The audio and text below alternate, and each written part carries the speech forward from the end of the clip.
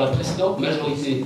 Je vais vous répondre, il n'était pas prévu que le bâtiment annexe tombe pas du tout. Et comme l'a dit fort judicieusement, je suis d'accord avec lui pour une fois, Douglas Potier, nous avons une belle salle que vous allez être obligé forcément de casser par un bout ou un autre.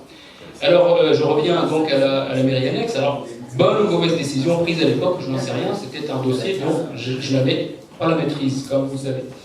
Lors de mes précédentes remarques sur la manière dont vous traitez les agents, je vous interpellais sur ce que vous feriez si un agent de l'état civil venait d'être absent, et je vous disais que vous procéderiez probablement à son remplacement.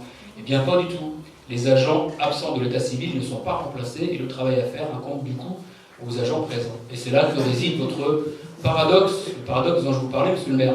Vous construisez des bâtiments dont vous oubliez aussitôt qu'ils ont besoin de personnel pour fonctionner. C'est ça votre problème. Nous l'avons vu avec la maison de quartier de Fontaine-Martel.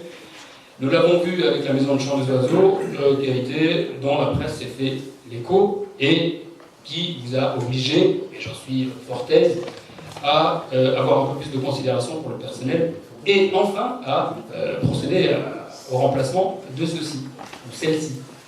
Il est à parier qu'il en sera de même avec ce que vous avez prévu pour la SAD de l'hôtel de ville. Et vous voulez nous faire croire que ce que vous êtes en train de construire est destiné au personnel, comme vous l'avez dit lors du dernier conseil municipal. La vérité est tout autre, monsieur le maire. Vous avez de la folie des grandeurs. Vous voulez qu'on se souvienne de vous, comme vient de le dire encore une fois monsieur Potier. Vous voulez donc qu'on se souvienne de vous comme un grand bâtisseur. À la fin des années 70, je suis penché sur la question, les élus qui étaient en charge de la destinée de la ville n'ont pas vu le tournant catastrophique de la chute du textile et de la concurrence asiatique dans ce domaine. J'ai bien peur que vous n'ayez commis les mêmes erreurs. Un seul exemple. Vous avez beaucoup trop attendu pour que votre politique commerciale ait des chances de réussite. J'aimerais bien qu'elle réussisse, sincèrement. Mais j'en doute. Comme je vous l'ai rappelé lors du dernier conseil municipal, certaines villes se sont préoccupées de cet épineux problème il y a déjà 10 ans. Nous avons pris 10 ans de retard. Vous engagez des dépenses pharaoniques, encore une fois, mais je vous le dis en vérité, la ville de Bolbec, telle que vous êtes parti, deviendra à plus ou moins long terme une coquille totalement vide. Et vous en êtes le seul responsable. En procédant de la sorte, vous privilégiez la forme sur le fond. Et je m'explique. Vous ne voyez pas qu'il ne suffit pas d'investir dans des murs pour faire d'une ville une ville. Vous êtes obnubilé par une seule chose.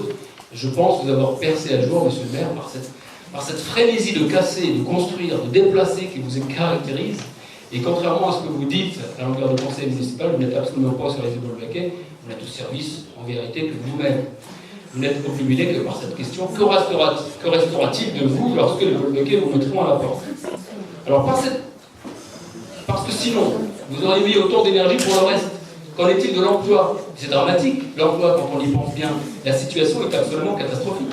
Et gageons qu'elle sera pire encore en termes de vos deux mandats. Nous l'avons vu avec la fermeture de Cooper, reprise par Martin Calais, qui a périclité à son tour, racheté par un autre, et ce n'est sûrement pas la fin. Avec la fonderie également, avec à la clé 15 pertes sèches et 15 personnes qui se sont retrouvées sur le carreau, sans mauvais jeu de mots. Qu'en est-il de la cohérence, de la cohésion dans notre ville? Parce que vous construisez. Mais comment est-ce qu'on va amener tous ces gens qui viennent à Bolbec à vivre ensemble? C'est la question que je vous pose, moi. Et donc en réduisant les budgets de fonctionnement, expliquez-moi comment vous allez faire.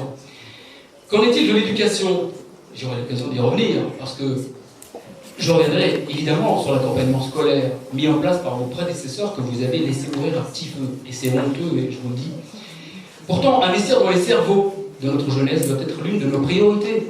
Nous avons à Bolbec le taux le plus bas des revenus par habitant de la communauté de communes. Mais ce n'est pas une fatalité. Je ne dis pas, enfin, qu'il ne faut pas investir dans le dur. Je dis qu'il est dangereux de ne s'occuper et d'investir que dans le dur. Et à tout craint, comme vous le faites. Je reconnais que vos prédécesseurs, dont j'étais et dont j'assume le bilan, ont peut-être beaucoup investi dans le service à la population et pas assez dans le dur. Moi, je dis que nous devons trouver un juste milieu si nous voulons nous en sortir. Ça y est. C'est pas moi qui ai un micro. Monsieur revient.